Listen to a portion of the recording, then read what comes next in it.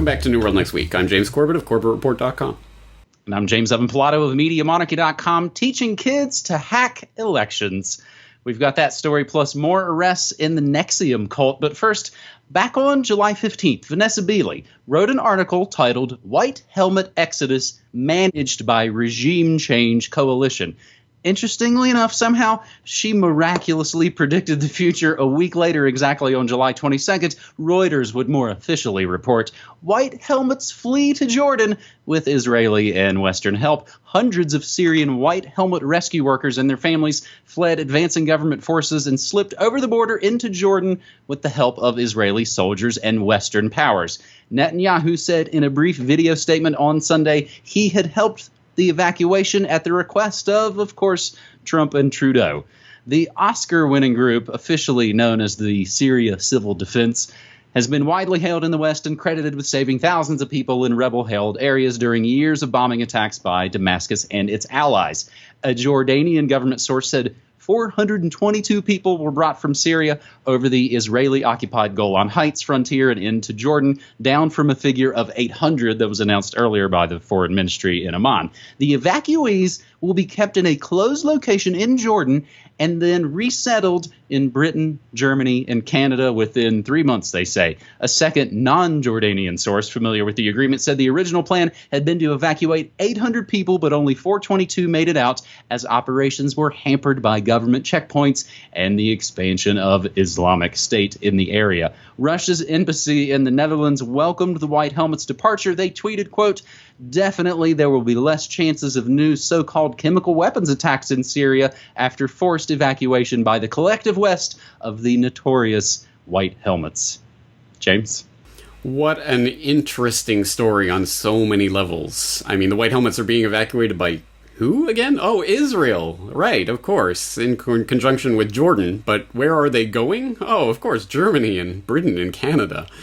What a crazy story. And actually some more little truth nuggets dropped into The Guardian's reporting on this, of all places, where they note that talking about that revised downward figure from initially talking about 800 being evacuated to 422, it says the figure was revised downwards by James Lemaiurier, a former MI5 officer who is considered to have founded the group in Turkey in 2013. That's coming from The Guardian at this point, after their slurring propaganda pieces about, these crazy conspiracy theorists talking about the White Helmets. Well, now they're admitting the real origins of the White Helmets and at least gesturing towards what this group is really about. Of course, you're not going to find the full story in The Guardian. You're going to find it in places like episode 330 of the Corbett Report. The White Helmets are a propaganda construct, so I'll throw that in the links in case people haven't seen that.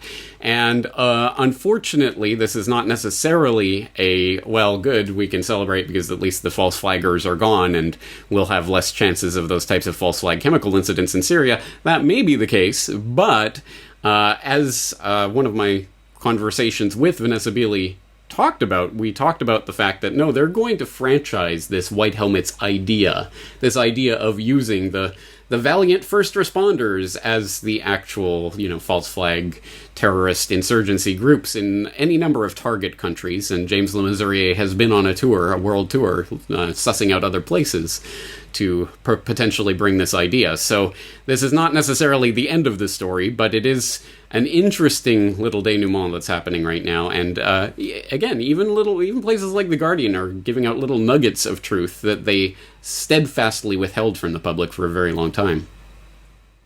We'll include, of course, those in the show notes. And James, I got a sort of semi-related story and perhaps an epic case of burying the lead. Israel declares itself apartheid state. The Knesset passed a controversial bill 62-55 that officially defines Israel as the national homeland of the Jewish people and asserts that, quote, the realization of the right to national self-determination in Israel is unique to the Jewish people, end quote. So, James, is the only change, perhaps, that they actually put it in writing? Yeah, I think that's the argument, isn't it? But it is in writing now, and it's in law. So there you go. It's now official. All right, our second story on this New World Next Week, episode 348 for July 26th, is a story I actually covered briefly on my Morning Monarchy earlier this week, but I think it's actually really interesting, and I think it's kind of ready for prime time here on New World Next Week. DEFCON event aims to safeguard elections by teaching kids how to hack them. Hackers plan to teach children how to break into state election results websites, hosting a workshop in Las Vegas to demonstrate states' vulnerabilities and foster civic engagement among hacking-minded youth. The workshop, part of next month's massive DEFCON hacking conference, the annual conference, will offer children ages 5 to 16, quote, the opportunity to hack into exact replicas of the Secretary of State election results websites for the 13 presidential election battleground states, changing the vote tallies and thus the election results, end quote, organizers said in a memo describing the event. It comes amid increasing concerns about Russia's cyber attacks in the 2016 election, you know, those crappy Facebook ads, and also about the vulnerability of states' election systems. In a survey of all 50 states, Politico reported this week that few states were taking steps to improve safeguards to their systems before the big November election, calling the workshop the perfect opportunity to demonstrate that even kids with basic computer skills can infiltrate states' websites. Jake Braun is helping to oversee the event, said that organizers would give kids prizes based on their speed and ingenuity in their hacking of results websites, as well as a prize for, quote, the best social engineering idea on how to really F with the public, end quote. Jake Braun, oh, what a surprise, a White House liaison to the Department of Homeland Security under the man commonly referred to as President Barack Obama, and an executive director of the Cyber Policy Initiative at the University of Chicagoland, said, quote, it's so easy to hack a website that to make it challenging, we had to give it to children to do. DEFCON 26 is August 9th through the 12th at Caesars Palace and Flamingo Hotels in Las Vegas. James, this was new news to you, and we were kind of chatting about this a little bit before we started rolling. What do you think of this? I think this is ominous, really, and not because I'm afraid of hackers, stealing this election, so much as I'm afraid of what the real plan with all of this talk about election hacking and all of this is going to be. And the paragraph that jumped out to me from here was a couple paragraphs down from that one that you read. After targeting voting machines last year, organizers said DEFCON hackers breached every voting machine they tried to hack. Braun asked, can you imagine if in 2020 Florida and Ohio's websites are down, but certain media outlets have announced that certain candidates have won? It would be chaos. It would be absolute pandemonium. Yes, I suppose it would be, wouldn't it? Especially in today's political climate. And that's the point, isn't it? Chaos, pandemonium. They're throwing these words in your face as the purge starts to ramp up.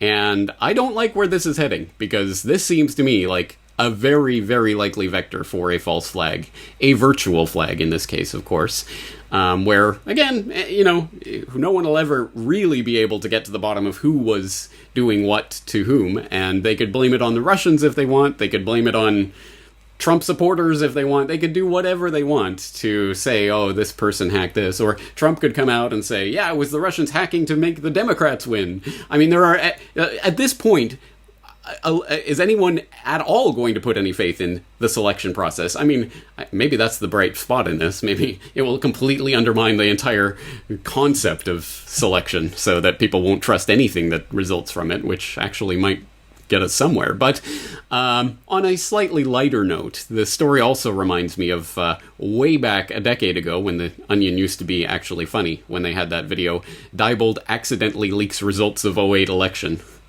which, hey, maybe that might happen this time, huh? Well, and of course, the Onion's not so good anymore since satire's completely dead here in this 21st century. James, it's actually Webster Tarpley that coined that phrase actually many, many, many years ago, virtual flag terrorism. And we know from Bev Harris's work that it's just another sort of black box election. So we've got the midterm elections coming up here in the States coming up this November that I imagine will be some sort of precursor or prequel, if you will, to whatever shenanigans is coming up in 2020. Our third and final story this week on New World Next Week takes us into a little more of a media monarchy area. Seagrams heirs among 4 more arrested in the case against alleged sex cult NXIVM. Federal agents arrested and charged 4 more people yesterday for their roles in the alleged sex cult NXIVM, NXIVM, pronounced NXIVM. In addition to the high-profile indictments of NXIVM's founder, Keith Raniere, and former Smallville TV actress Allison Mack back in April, charges have now been brought against the group's co-founder, Nancy Salzman, her daughter Lauren, and also Kathy Russell, the group's longtime bookkeeper.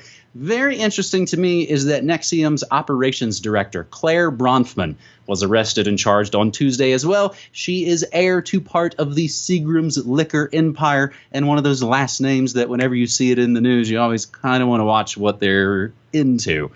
The indictments charges the 6 arrested with extortion, forced labor, sex trafficking, wire fraud, obstruction of justice, identity theft, and harboring of aliens for financial gain. It also alleges the parties used harassment, coercion, and abusive litigation to intimidate and attack perceived enemies and critics of Raniere. NXIVM is described in the indictment as a pyramid-structured organization, and the unsealing of the indictment is a massive development in the case against Raniere's organization. The shadowy group, which first kind of billed itself as a self-help organization, as they all do, came into the public eye after a series of investigations led to the arrest of Raniere and Mack for allegedly coercing women into joining the secret group as slaves who were expected to have sex with Raniere, the master. The women who were joined, they were literally branded with Raniere's initials, forced to sexually pleasure him and perform free labor. The Albany Times-Union is the main newspaper that has pretty much done the work on NXIVM, not only in the short term, but actually in the long term. They first published an investigative series on NXIVM back in 2012 called Secrets of NXIVM, but it wasn't until fall of 2017 that more reporting caused the group founder to flee the country to Mexico, which of course is always a big sign that the bricks are starting to fall. James? Yeah, I have been following this story from a distance here for a while, and I just included Jason Burmis's breakdown of the story in my recommended viewing in my most recent newsletter, but I haven't really rolled up my sleeves on this and gotten into the nitty-gritty details. But considering this hits every single Media Monarchy button there is, I know you've been covering it quite a bit. Tell us about your own coverage of this. Well, it was last fall that I started to cover the story, and it was in a lot of ways another kind of initially mundane story. So what I basically do each day of the week, I kind of go into different areas, technology or environment. And on Thursdays, I go into weird stuff. So it was just kind of another weird Thursday story about a cult's offices that had gotten raided. And then as the next week went by and the week went by, it kind of started to build and build and build. So if you remember last fall, all these other stories kind of started to pop. So my take is that NXIVM, I think, is connected, at least in sort of spirit, to Weinstein, to Kate Spade and Anthony Bourdain, and former New York Attorney General Eric Schneiderman, who resigned in disgrace. It is for sure connected to the Clinton Global Initiative and Congress critters like current New York Senator Kristen Gillibrand. Of course, bringing to mind former New York senators. There's also the Morris and Gwendolyn Caffritz Foundation, which had a second-in-command at NXIVM, and they funded some of James Alefantis' art projects. So that is all the elements of a media monarchy story. James, I'll include some of those, of course, in the related notes and give a link just to every instance of NXIVM in the media monarchy archives. And, of course, we'll continue to follow the story. As I like to say at the end of these episodes, I stream news, music, memes, and more Monday through Friday, 9 to 5 Pacific time at MediaMonarchy.com/listen. James? That's right, and I'm here whenever I'm here, so I hope you'll tune in to CorbettReport.com too. That's going to do it for this week. James, talk to you again next week. All right, buddy. Take care.